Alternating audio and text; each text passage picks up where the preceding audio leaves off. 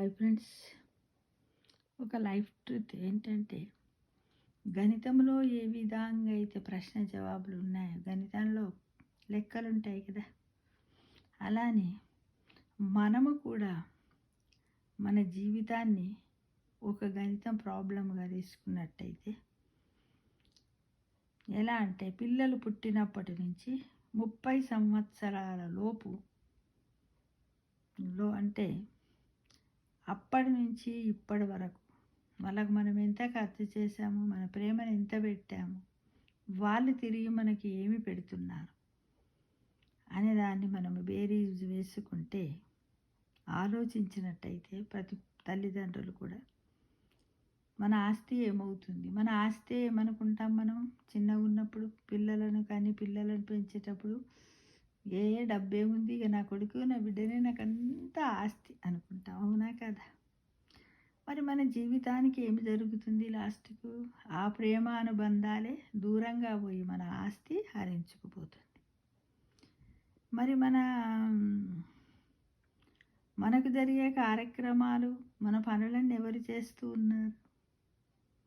Trust వాళ్ళు చేస్తూ ఉన్నారు. మన పిల్లలు చేయవలసినటువంటి అన్నిటిని కూడా ట్రస్ట్ వాళ్ళతో మన దగ్గర మనము డబ్బులు పెట్టి తల్లిదండ్రులు చేయించుకుంటున్నాం. ఇక మన ఇండ్లు ఏమవుతున్నాయి? మన ఇండ్లు అన్నీ కూడా మనకు చేతనైనప్పుడు దేవాలయాల్లాగా అలంకరించబడి ఉంటున్నాయి. ఆ తర్వాత ఏమవుతున్నాయి? బూజు పట్టి వెలవెలపోతున్నాయి.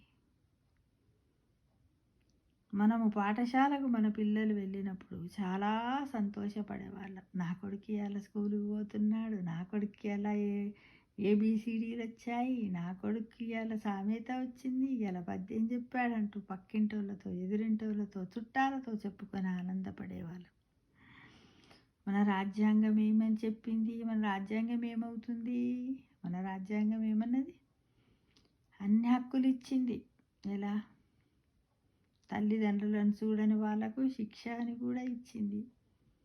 వాళ్లకు మాట్లాడే హక్కును కూడా ఇచ్చింది. వాళ్ళు స్వతంత్రంగా స్వేచ్ఛగా ఉండే హక్కులన్నిటిని మన రాజ్యాంగం ఇచ్చింది. అవి కేవలం ఒక లిఖిత రూపంలోనే ఉన్నాయి, కానీ ఏ ఒక్కరు కూడా సొసైటీలో దాన్ని పంచడం లేదు మిత్రమా. మన అహం ఏమవుతుంది? మన అహం ఏమీ లేదు. వయస్సు మీద పడి తగ్గిపోతూ ఉంటే మనం ఎలా అన్నిటిని వదిలేస్తున్నాం, మన సెల్ఫ్ రెస్పెక్ట్ను వదిలేస్తున్నాము, అన్నిటిని వదిలేసి మన కోపం అన్నీ ఎక్కడ పోతున్నాయో ఏంటో. మన జీవితానికి ఏమి జరుగుతుంది? ఎలాంటి రిజర్వేషన్స్ లేవు. రిజర్వేషన్ అంటే బిడ్డే, కొడుకు వీళ్ళందరూ మనల్ని ఆప్యాయతగా చూసి మనల్ని వీళ్ళు ఇప్పుడు ఈ ఏజ్కి వచ్చారు కాబట్టి ఇప్పుడు వీళ్ళు ఈ కేటగిరీలో ఉండాలి, వీళ్ళకి మనం ఈ టైంలో ఈ సేవలు అందించాలి అనే మాటను కూడా కొంతమంది గుర్తుంచుకుంటున్నారు, కొంతమంది గుర్తుంచుకుంటారు. అదే మన జీవిత రిజర్వేషన్గా భావించాలి. మన నాయకత్వం ఏమవుతుంది? మన నాయకత్వం అంటే ఏంది? చిన్నప్పుడు మనం పిల్లలను పెంచాం కదా, ఇలా ఉండాలి నాన్న, అలా ఉండాలి అన్నాము కదా. ఆ పెంచి చెప్పిన విద్యాబుద్ధులనే మనం ఇప్పుడు పొందలేకపోతున్నాం. అదే మన జీవితానికి నాయకత్వం. మనము మన వాళ్ళకి, మన కులం వాళ్ళకి ఏం చెప్పుకుంటా?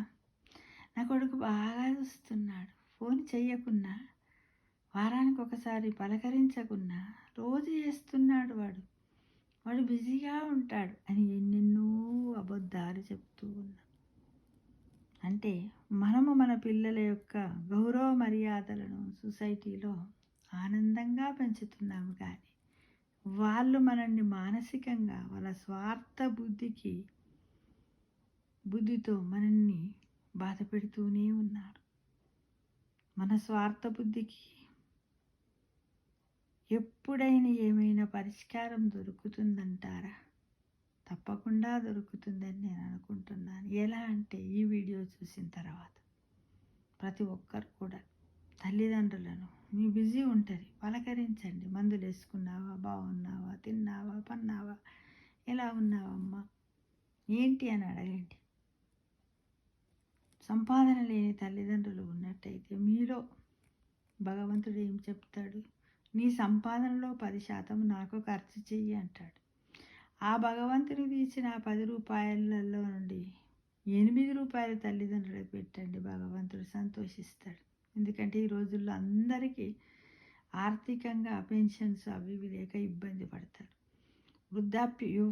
వృద్ధాప్యం రానప్పుడు వాళ్ళ కష్టం వాళ్ళు చేసుకునేవారు. వృద్ధాప్యం వచ్చిన తర్వాత అవయవాలు సహకరించక తిండికి కూడా ఇబ్బంది పడుతున్నటువంటి చాలామంది సీనియర్ సిటిజన్స్ ఉన్నారు. కాబట్టి వాళ్ళని ఆదుకోండి మిత్రమా.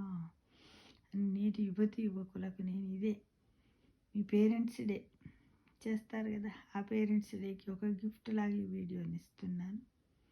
కాబట్టి ప్రతి ఒక్కరు మారండి, తల్లిదండ్రులు ప్రేమగా చూసుకోండి, ప్రేమను మాత్రము దూరము చెయ్యకండి. దానివల్ల మీరు తల్లిదండ్రులకు మీరు సేవ చేయకున్నా పర్వాలేదు, కానీ వాళ్ళ జీవిత కాలాన్ని మాత్రం తగ్గించొద్దు మిత్రం. అది నేను కోరుకుంటున్నాను. ఓకేనా? తప్పకుండా తల్లిదండ్రులను చక్కగా చూసుకోవడాన్ని ఈ రోజు నుండి మొదలుపెట్టండి. 2025 నుండి మొదలుపెట్టండి. భగవంతుడు మీకు ఆయుర ఆరోగ్యాలు అష్టైశ్వర్యాలు మీ పిల్లలకి ఇస్తాడు మిత్రం.